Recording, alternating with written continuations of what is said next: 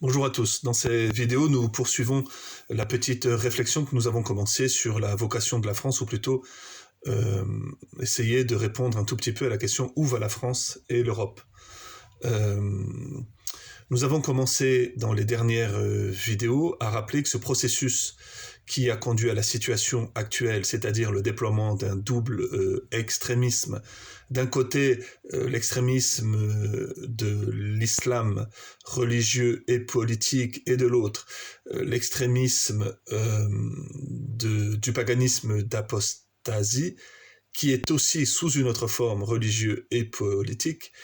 Nous avons dit que cette réalité de fait est la conséquence d'un processus qui s'est accéléré au moment de la Renaissance, quand on est passé de la chrétienté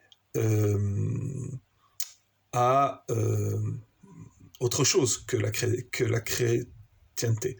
Quand les forces vives de la société ont de plus en plus en conscience décidé de mettre au centre non plus Jésus-Christ et la croix glorieuse choisie par Dieu pour sauver les hommes, mais l'homme sans Dieu, la culture sans Dieu. Et nous avons dit beaucoup dans les vidéos précédentes que ce processus allait conduire à un transhumanisme, puisque se passer de Dieu, de son incarnation, c'était aussi se passer de l'homme.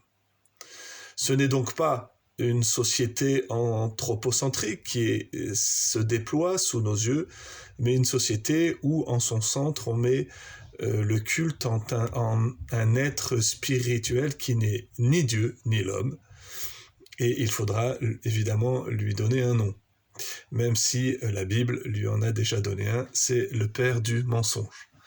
Nous avons dit que ce processus-là avait 3 étapes, très schématiquement. Nous avons commencé à parler de la première étape, l'étape esthétique, où nous avions dit que se déployer en Europe, et particulièrement à commencer en Italie, une conversion du regard, une homosexualisation, une hypersexualisation des relations humaines. Tout se passe comme si la Renaissance, n'ayant plus la clé herméneutique du christianisme, n'avait récupéré du paganisme grec ce qu'il fallait précisément ne pas récupérer. Ils avaient récupéré cette espèce de culte dans le corps de l'homme, cette glorification excessive du corps de l'homme, ils avaient perdu les logoi spermatikoi, les semences de vérité que l'Esprit Saint lui-même avait déposées dans la philosophie grecque. Une fois que le cadre esthétique est planté, pourrait-on dire, il fallait diffuser. Les stratégies du mal ont utilisé, au fond, la crise protestante pour diffuser une éthique. Cela ne veut pas dire qu'il faut diaboliser le protestantisme. Hein. Je nous rappelle à tous que depuis le Concile Vatican II, tous les chrétiens doivent rechercher avec beaucoup de zèle l'unité. Et nous devons, comme nous le rappelait dans beaucoup de ses cours Louis Bouillet, toujours distinguer entre le protestantisme et le protestant. Donc il s'agit d'aimer nos frères et ne pas les diaboliser. Pour autant, aimer, c'est dire la vérité, et de même que eux le font pour nous, il est important que nous puissions le faire pour eux. Dans le protestantisme est passé un paradoxe qui a conduit aussi à accélérer ce processus de déchristianisation jusqu'à notre époque. Quel est ce paradoxe ? Au fond, Luther, et je dirais juste quelques mots, et je vous renvoie fondamentalement aux ouvrages d'Angela. Je dis juste un mot. Luther a été scandalisé par le mystère de l'incarnation. Il a insisté beaucoup sur ce qu'on a appelé le sola gratia, c'est-à-dire la puissance de la grâce. Ils ont insisté aussi beaucoup sur le principe sola fide, c'est-à-dire le fait que la justification est un don gratuit de Dieu qui ne dépend d'aucune disposition de l'homme.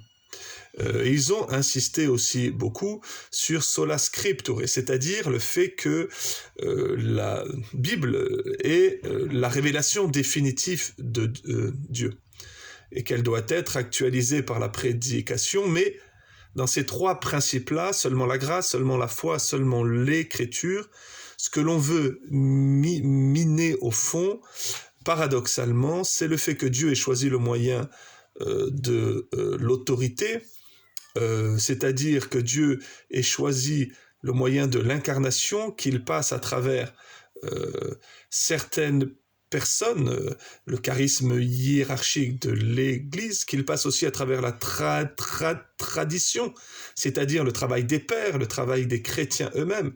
Donc la vérité s'incarne à travers la vie personnelle, n'est pas donnée tout d'un bloc. Et aussi, évidemment, la grâce, même si elle est gratuite par définition, ne peut pas sauver une personne si cette personne elle-même ne le veut pas. Et tout le paradoxe est là. Le protestantisme, au nom de la liberté et d'une plus grande reconnaissance de la présence de Jésus-Christ dans les fidèles, a nié et la liberté et l'incarnation. C'est-à-dire que la réforme protestante a conduit au déploiement d'une religiosité qui, fondamentalement, a nié le mystère de l'incarnation dans l'Église.